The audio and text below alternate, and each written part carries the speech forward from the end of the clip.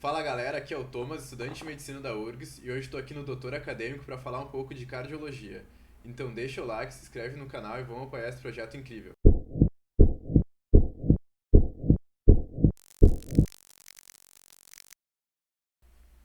Então vamos começar o nosso estudo sobre insuficiência cardíaca. Então o que é insuficiência cardíaca? A nossa diretriz brasileira define IC como uma síndrome clínica na qual o coração é incapaz de bombear sangue de forma a atender às necessidades dos tecidos ou faz isso sob elevadas pressões e enchimento. Então, pensou em IC, tu tem que pensar num coração doente, um coração que não está bombeando da forma como ele deveria o sangue, e tu tem que lembrar que as câmaras cardíacas estão sob elevadas pressões e enchimento o tempo todo. E isso tudo vai gerar uma síndrome. Tá, mas o que é uma síndrome? Tu tem que pensar na síndrome como o final da história. É um conjunto de sinais e sintomas, é como o paciente vai estar na consulta. E tu tem que lembrar então que essa doença já está se desenvolvendo há muito tempo, e o nosso papel como médico então é procurar o início desse problema, o que causou a lesão cardíaca e como essa história se desenrolou. Então, vamos pensar em todas as causas possíveis. Não tem como, são muitas causas, então a gente tem que pensar nas mais comuns. Qual é a causa mais comum de insuficiência cardíaca? É a doença arterial coronariana. Cerca de 3 quartos dos casos de insuficiência cardíaca são causados pelo déficit de fluxo sanguíneo ao coração e a grande maioria deles está associada à hipertensão. Além disso, a hipertensão pode ser uma causa isolada de insuficiência cardíaca. Outras causas, como valvulopatias, uma estenose de válvula, uma insuficiência da válvula, tudo isso pode causar alterações cardíacas que vão levar a essa síndrome. Um paciente etilista de longa data, o álcool em grande quantidade por um longo período de tempo, ele pode causar alterações cardíacas, pode causar uma insuficiência cardíaca dilatada. Cardiopatia congênita é uma outra forma que pode acontecer, ou periparto, uma mulher ali próxima ao parto pode ter uma síndrome clínica de insuficiência cardíaca, e pós-quimioterapia. Ah, mas são só essas? Não. Tem diversas formas, aqui tem um esquema delas. Tu pode pensar em Chagas, que ainda é muito comum no nosso país, pode pensar em Takotsubo, amiloidose e várias outras formas um pouco mais raras, mas sempre tem que ter em mente que a doença isquêmica é a mais prevalente. E como é que isso vai acontecer então? Tu tem essa lesão primária, esse evento índice, esse evento primário, que vai descompensar ali o coração, mas por muito tempo o paciente vai continuar sintomático. Por quê? Porque essas lesões vão ativar sistemas compensatórios que vão manter o débito cardíaco, vão manter o coração bombeando relativamente de forma decente a atender as demandas dos tecidos. Então tu não vai ter a síndrome, mas tu vai ter alterações estruturais. Mas ao longo do tempo, toda essa mudança cardiovascular vai descompensando o coração e os próprios mecanismos compensatórios vão causando um remodelamento cardíaco que vai mudar a estrutura cardíaca, diminuindo a capacidade do coração bombear sangue. Então vamos entender como é que isso funciona. À medida que o débito cardíaco vai diminuindo, isso vai causar uma disfunção nos nossos baroreceptores.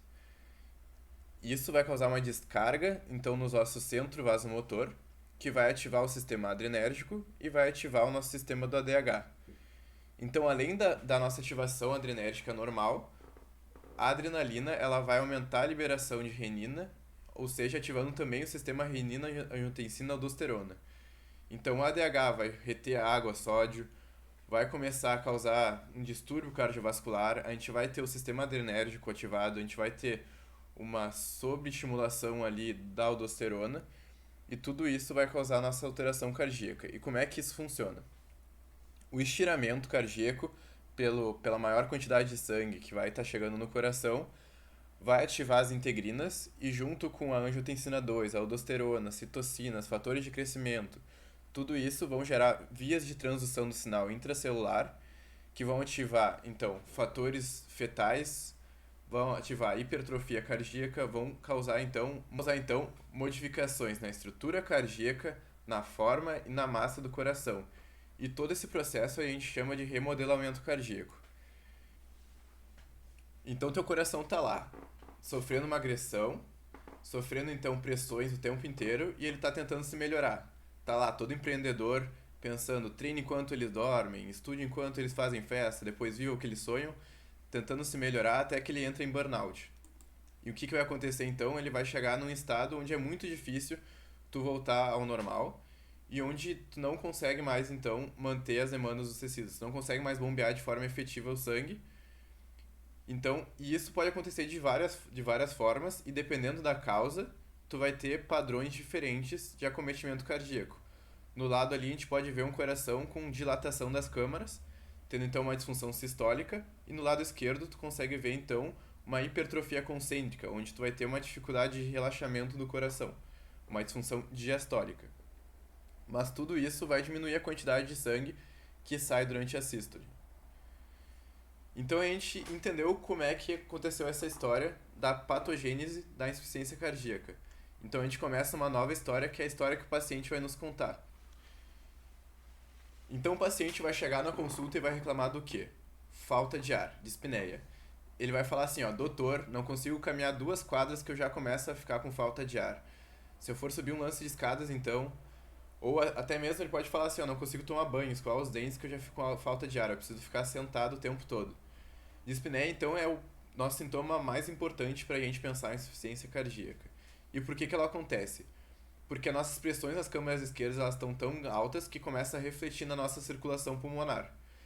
Essa pressão aumentada na circulação pulmonar, então, vai começar a transudar, vai formar um transudato, um edema intersticial no pulmão, que vai ser percebido por receptores J, que causa essa sensação subjetiva do paciente de falta de ar, de não tem ar suficiente para mim.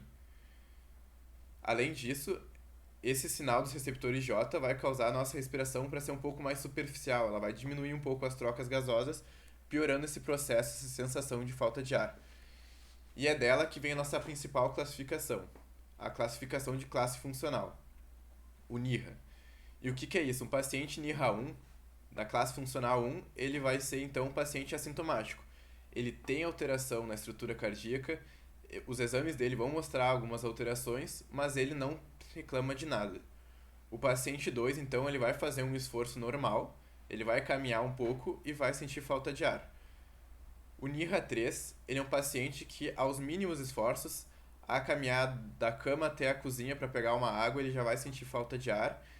E o NIRA 4, a classe funcional 4, é o paciente que mesmo quando está sentado em repouso, ele está com falta de ar. É o paciente que já está descompensado. E aí a gente vai chegar na consulta e vai auscultar esse paciente como é que você vai se refletir esse edema com estertores crepitantes. Se tu fizer assim, ó, na tua cabeça, tu vai ouvir um som que é muito parecido com o som de abertura dos alvéolos das nossas vias aéreas finais. Por isso que eu botei essa imagem para te lembrar, ó. Costa a cabeça, esse é o som de abertura das nossas vias aéreas quando a gente está com um transudato. Ortopneia. O que é ortopneia? Orto, de pé, pneia, respirar. O paciente que ele só consegue respirar quando ele está de pé ou quando ele está sentado. Quando ele deita sem travesseiro nenhum, ele começa a sentir falta de ar. Por que isso acontece? Acontece porque quando a gente deita, a gente aumenta o nosso retorno venoso. O nosso sangue que estava nas pernas, que estava na nossa circulação esplâncnica, ele começa a retornar para as nossas câmaras direitas e começa então a se acumular no pulmão. E como é que o paciente vai falar isso? Bah, doutor, antes eu dormia normal, agora eu tô dormindo com 3 travesseiros, e se eu diminuo eu começo a ficar com falta de ar. E, então no nível mais elevado, a gente tem a dispneia paroxística noturna. A gente tem uma dispneia que se intensifica na hora que o paciente vai dormir. Então ele tá lá dormindo, ele acorda com muita tosse, uma falta de ar, uma sensação de que vai morrer porque não tá conseguindo respirar. E isso acontece porque a nossa circulação pulmonar está com uma pressão tão alta que os nossos bronquíolos menores começam a se comprimir por essa circulação brônquica. Turgência jugular. Aqui a gente chega então numa parte do nosso estudo que a gente vai pensar assim: a síndrome da insuficiência cardíaca, ela pode ser classificada em duas: insuficiência cardíaca esquerda e insuficiência cardíaca direita. A principal causa da insuficiência cardíaca direita é a insuficiência cardíaca esquerda. Por quê? Porque essa pressão que estava nas câmaras esquerdas passa para o pulmão, começa a passar então a se acumular nas câmaras direitas. E daí começa a congestão que estava só no pulmão começa a passar para o corpo. E um sinal bem específico de insuficiência cardíaca é a turgência jugular. Esse sangue começa a se acumular então na nossa veia jugular e tu pode ver ou turgência ou refluxo hepatojugular. O que é isso? Tu bota o paciente em 45 graus, tu dá uma apertada ali por uns 10 segundos no fígado e tu vai ver que nossa veia jugular começa a aumentar, tu começa a ver saltar assim no pescoço. Edema. Então esse retorno venoso está tão prejudicado que esse sangue começa também a se acumular nos membros inferiores. E, no paciente que está há muito tempo internado no hospital, esse edema começa a passar então para a região sacral. B3 é um sinal bem interessante da insuficiência cardíaca sistólica, que tu vai ver em alguns pacientes, quando tu vai fazer a ausculta cardíaca, tu começa a ouvir um galope. É como se fosse um cavalo, vai ficar tum, tutum, tum, tutum, tum, tum, tum. Os americanos gostam de falar que parece a palavra Kentucky. Kentucky, Kentucky. E isso é basicamente o sangue entrando no ventrículo e batendo nas paredes no final da diástole, porque para ele entrar ele tem que entrar com uma pressão tão grande que começa a fazer o som como se fosse uma nova agulha. Mas isso acontece na insuficiência cardíaca sistólica. Na diastólica tu vai ter então a B4. A B4 seria basicamente o som do kick atrial, que seria o átrio colocando o sangue para dentro do ventrículo, e é um som que daí vai antes da B1, seria tum tutum, tutum tum, tutum tum, tutum tum. Então, tenho dúvida, não sei muito bem avaliar se esse paciente faz sentido pensar em insuficiência cardíaca. Para isso, existem os critérios de Framingham. Então, os critérios de Framingham eles são separados em critérios maiores e em critérios menores. Tu precisa decorar? Não, mas se um dia alguma prova te perguntar, como é que eu sei se é um critério maior ou um critério menor? Pensa que o critério maior tu tem um pouco mais de certeza que é a causa cardíaca, como a turgência jugular, uma dispneia que o paciente acorda de noite com falta de ar, e um critério menor, tu pode pensar em outras causas. Por exemplo, um edema de tornozelo, tu pode pensar em uma trombose venosa profunda, tosse noturna, alguma coisa infecciosa, uma taquicardia, pode ser uma tireotoxicose. Tem outras causas que também explicam tão bem quanto a insuficiência cardíaca. Agora, os critérios maiores, eles te indicam um pouco mais uma causa cardíaca para esses sintomas. E daí, então, para a gente classificar como uma síndrome de insuficiência cardíaca por esses critérios, ou a gente vai ter 2 maiores e 1 menor, ou a gente vai ter 1 menor e 2 maiores. Então, para falar um pouco sobre exames complementares, a gente vai ter, começando pela radiografia de tórax, o ABCDE. Esse mnemônico nos diz o quê? Edema alveolar. É um edema intersticial onde tu vai ter opacificação dos 2 pulmões. As linhas B de Kerley, elas são mais difíceis de ver e elas são um espessamento de septos interlobulares subpleurais. Cardiomegalia, o que é isso? É um coração aumentado. Como é que a gente define que esse coração está aumentado? Tu faz o índice cardiotorácico. Pega um hemitórax, metade do tórax, compara com o coração. Se o coração tiver maior, ou seja, acima de 50% do tórax, ele está aumentado. Cefalização dos vasos. A dilatação dos vasos do lobo superior do pulmão também é um indicativo de insuficiência cardíaca, e um derrame pleural. Um outro exame complementar muito importante para o nosso diagnóstico é o ECG. E Thomas, eu não sei ver ECG, não tem problema.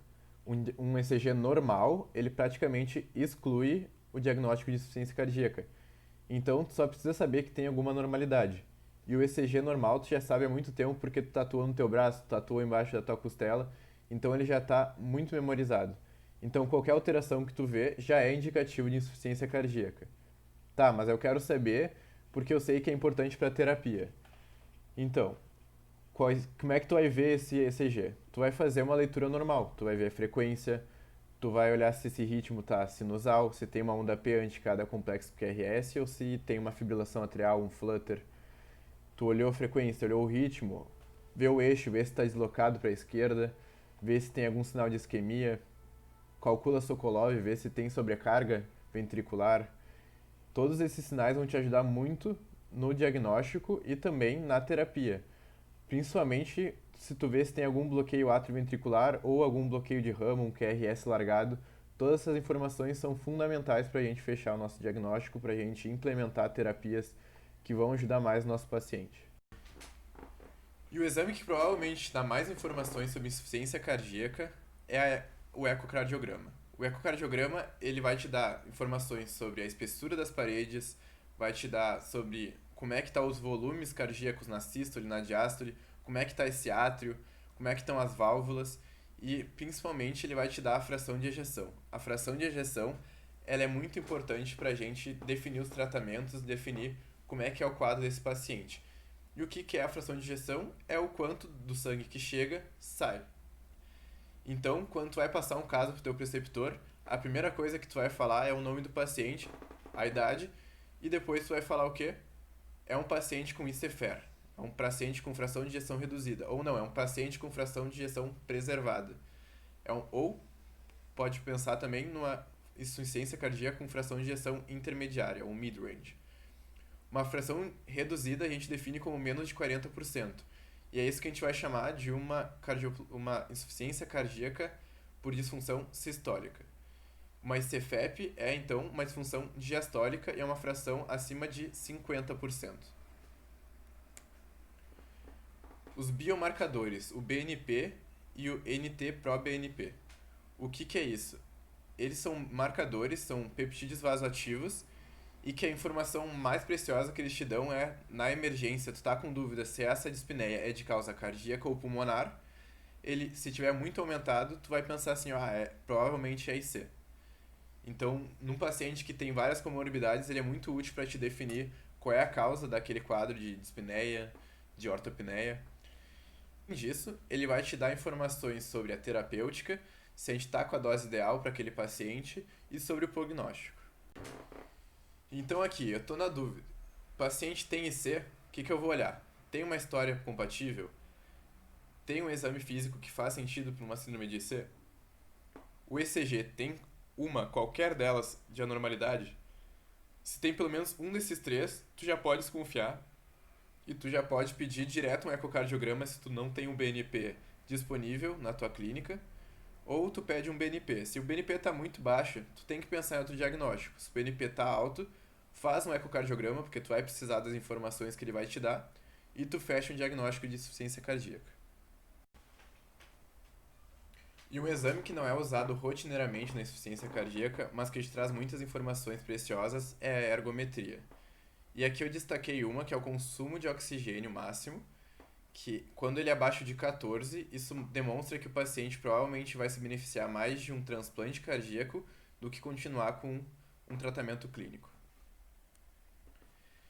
Então chegou aquele momento, quando tua tia pergunta por que tu faz medicina, tu responde o quê? Porque eu quero ajudar pessoas e salvar vidas. Então a gente consegue salvar vidas na insuficiência cardíaca? E a resposta certa é: depende. Para o tratamento de CFEP, a gente não tem ensaios clínicos randomizados bem delineados mostrando redução de mortalidade. Então a gente não pode dizer que a gente salva a vida desses pacientes, mas a nossa terapia vai se basear então em controle da pressão arterial, em controle da congestão e dos fatores de risco, como diabetes, dislipidemia, todos os fatores de risco cardiovascular. Mas vamos ao que interessa, como é que a gente salva a vida de um paciente com IC? O tratamento de ICFER, a gente tem as 3 estrelas do tratamento, a terapia tripla otimizada. E para te lembrar dela, é muito fácil, é só tu lembrar da fisiopatologia. Quais são os sistemas neurohormonais que estão ativados? É o sistema adrenérgico e o sistema renina-angiotensina-aldosterona. Então, para bloquear o sistema adrenérgico, a gente usa um beta-bloqueador. Porém, eles não têm efeito de classe na insuficiência cardíaca. Quais são os que a gente comprovadamente reduz mortalidade? O metoprolol, o carvedilol, o nebivolol e o bisoprolol. Os IECA, eles são superiores aos bloqueadores do receptor de angiotensina 2. Então a gente sempre vai preferir usar eles, porém tem um sintoma muito comum que é a tosse causada pelo aumento da bradicinina.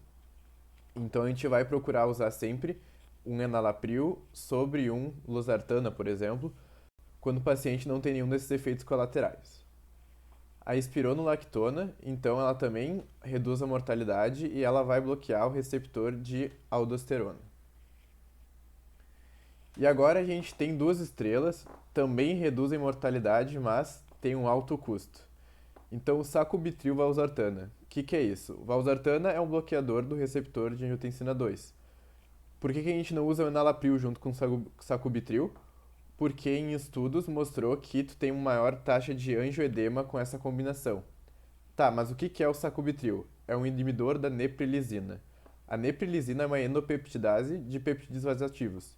Então, quando tu inibe ela, tu vai aumentar esses peptídeos que vão melhorar o sistema cardiovascular e, junto com a terapia otimizada, tu vai ter o remodelamento reverso. Aquele remodelamento que estava estragando o coração, que estava prejudicando a função de bomba, consegue ser revertido até algum limite.